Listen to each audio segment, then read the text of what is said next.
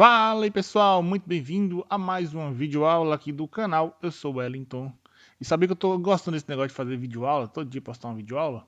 Apesar de que eu tenho muitos inscritos, chegando aí a 62 mil inscritos, e ter poucos acessos, mas eu tô gostando. É legal, é bacana, né? E, infelizmente, canais igual o meu, do tipo de videoaula, tutoriais, as pessoas só procuram quando precisa daquele conteúdo. É aí que eu conto com a sua colaboração, com a sua ajuda, você que acompanha o canal, você que está vendo esse vídeo, chegou aqui por acaso, ou chegou aqui porque realmente precisou desse vídeo. Se você puder inscrever aqui no canal, eu ficaria extremamente grato. Se você puder compartilhar o vídeo, deixar um gostei, porque o YouTube, os algoritmos do YouTube trabalham assim. Se você interage com o vídeo, se você engaja com aquele vídeo, o YouTube recomenda esse vídeo para você. Ele entende que você gosta desse tipo de conteúdo e vai recomendar para você e para outras pessoas que procuram pelo mesmo conteúdo. Nesse vídeo de hoje, eu vou falar aqui um pouquinho sobre a estrutura de diretórios do Windows. Minto, do Windows não, do Linux. Como que funciona? No último vídeo do nosso curso de informática, eu mostrei como instalar o Linux. E lá na instalação, eu falei um pouquinho lá sobre essa estrutura de diretórios, que ela é diferente. No Linux não existe essa figura do C dois pontos, D dois pontos, igual é aqui no Windows. Lá é um pouco diferente. É uma estrutura de diretórios também, está gravado no HD do mesmo jeito, porém utiliza uma nomenclatura diferente e cada diretório lá tem uma função específica no sistema que nós vamos ver agora. Então, vamos lá para a nossa máquina virtual, que está aqui. Para a gente abrir a estrutura de diretórios, basta a gente vir aqui, ó, clicar em arquivos, e ele vai abrir o gerenciador de arquivos do Linux, que é esse daqui, ó. A gente vai clicar aqui embaixo, ó, em outros locais, e aqui vai ter aqui, ó, computador. Deixa eu dar 2 cliques nele, e está aqui o diretório barra. Lá no Linux, vamos voltar aqui no Linux, aliás, no Windows. Quando a gente entra aqui em computador, este computador, ele vai mostrar aqui os C2 pontos. Dentro dos C2 pontos, nós temos algumas pastas que são padrão quando a gente instala o sistema, que são arquivos de programas de 32 ou 64 bits. Outra pasta padrão que nós temos aqui é a usuários e a Windows. Em Windows é onde fica todos os programas, aplicativos que o sistema precisa para ele funcionar bem. Em arquivo de programas estão geralmente os programas que a gente instala no computador. Tem alguns também padrão do Windows, mas a maioria dos que a gente instala fica nessa pasta. E aqui em usuários ficam os nossos arquivos dos usuários que tem no sistema. Vamos voltar aqui para o Linux. E aqui a estrutura é um pouquinho diferente. Eu vou falar aqui os principais diretórios daqui. Não vou falar de todos, os principais, para vocês entenderem. Essa estrutura ela pode mudar de distribuição para distribuição. Talvez um diretório que tem aqui, ele não tem outra distribuição e ele vai estar instalado e funcionando em outra pasta. Mas vamos para as pastas mais básicas. A primeira delas é essa daqui, que é a pasta raiz. Essa é a pasta barra. Ela equivale a ser 2 pontos. Aí dentro dela vai ter os outros diretórios. O primeiro diretório que a gente vai ver aqui é o bin. Para que serve o bin? O bin são onde são localizados os arquivos binários executáveis do sistema. Qualquer usuário vai ter acesso a esse diretório e geralmente aqui estão os comandos mais básicos para manipulação de arquivos, como por exemplo o cp, que serve para copiar um arquivo, mv para mover um arquivo de um lugar para o outro, o ping para a gente testar a rede, enfim, outros comandos. Vou fazer mais à frente aqui no canal um vídeo sobre os principais comandos no Linux. Se inscreva no canal que vocês vão receber esse conteúdo. Outro diretório muito importante que nós temos aqui é o sbin, que é esse daqui, ó, que tem basicamente a mesma função do bin, ele executa também arquivos que o sistema precisa, só que são aplicativos esses que são utilizados por administrador do sistema, que tem funções mais avançadas, como por exemplo de manutenção de rede, de partição de disco. Por exemplo, um comando para você configurar a rede é o ifconfig, serve para a gente configurar as placas de rede. Então esses comandos ficam aqui dentro dessa pasta. Um outro diretório também muito utilizado é o usr, que está aqui, ó, O SR, se você não encontrar algum comando no bin ou no SBin, o comando ele estará aqui no SR. Ele também tem um conjunto de executáveis e de bibliotecas, e também tem documentação de softwares que são utilizados por usuários comuns e também pelos administradores do sistema. Também, sempre que a gente compilar um novo sistema ou instalar um novo programa, o código-fonte desse programa vai ser instalado nesse diretório USR. Outro diretório também muito importante na estrutura de diretórios é o etc, ou o /etc, né, dentro do barra. Nesse diretório ficam os arquivos de configuração que pode ser usado por todos os softwares do sistema.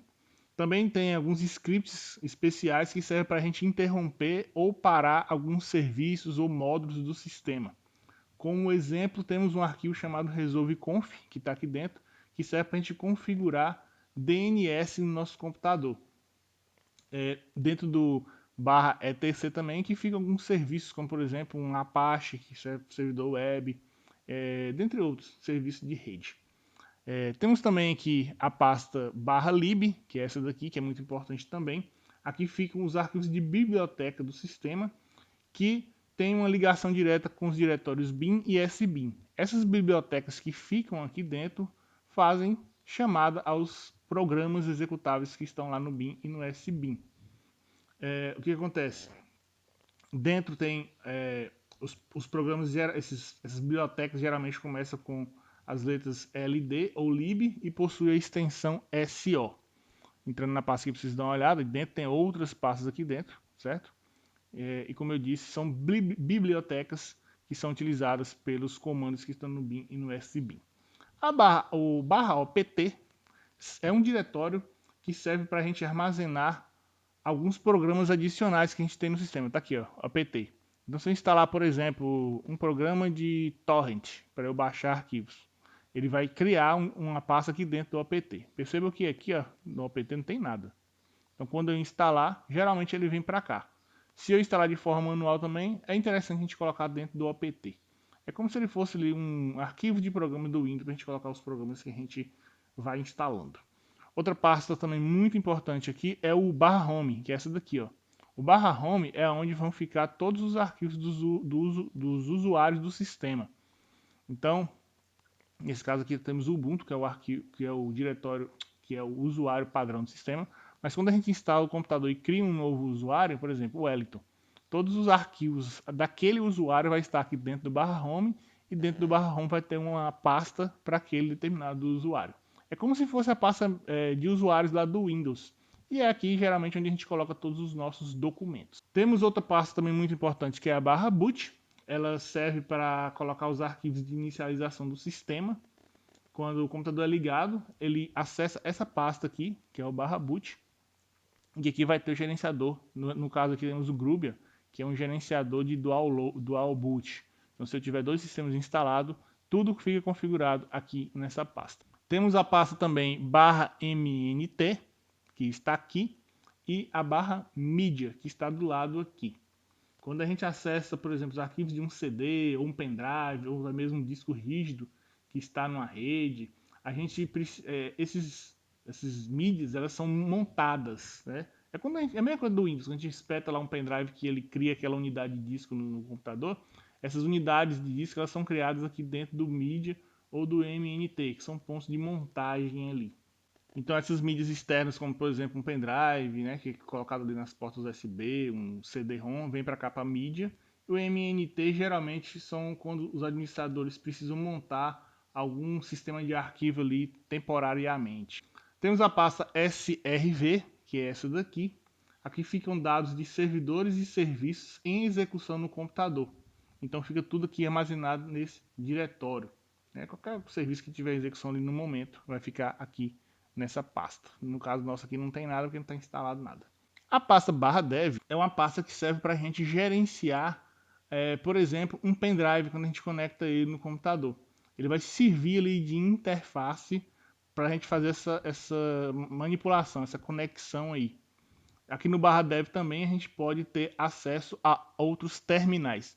Mais na frente, quando a gente estiver falando mais de terminal, a gente aprofunda mais no /dev, é um pouquinho complexa. Temos também um diretório muito importante que é o /var, que está aqui, ó. Todos os arquivos que a gente que precisam aumentar de tamanho com o decorrer do tempo ficam dentro dessa pasta /var. Por exemplo, um arquivo de log do sistema. O que o log faz? Ele registra ali num arquivo de texto tudo que é executado no computador. Então, esses arquivos de log, ele cresce com o tempo, né? Quanto mais a gente usa o computador, mais ele vai crescendo. Então, fica aqui dentro do /var. Temos o diretório /proc e mais uma vez falando com vocês, no Linux qualquer configuração de sistema, de serviço, tudo é baseado em arquivos. Então, dentro do /proc é onde são encontrados arquivos que mantêm informações sobre recursos e processos que estão em execução no sistema. Por exemplo, se você quiser saber quanto tempo o Linux está sendo usado desde a última vez que foi reiniciado, você vai entrar aqui no /proc e dentro aqui dos diretórios vai ter um arquivo chamado uptime, que está aqui, ó, que ele vai informar isso para a gente, quanto tempo o Linux está ali ligado. Temos também aqui o arquivo /tmp, onde arquivos e diretórios criados temporariamente, tanto pelo sistema quanto pelos usuários, ficam nesse diretório. É como se fosse aquela pasta temporária do Windows, onde os arquivos vão criando ali em tempo de execução.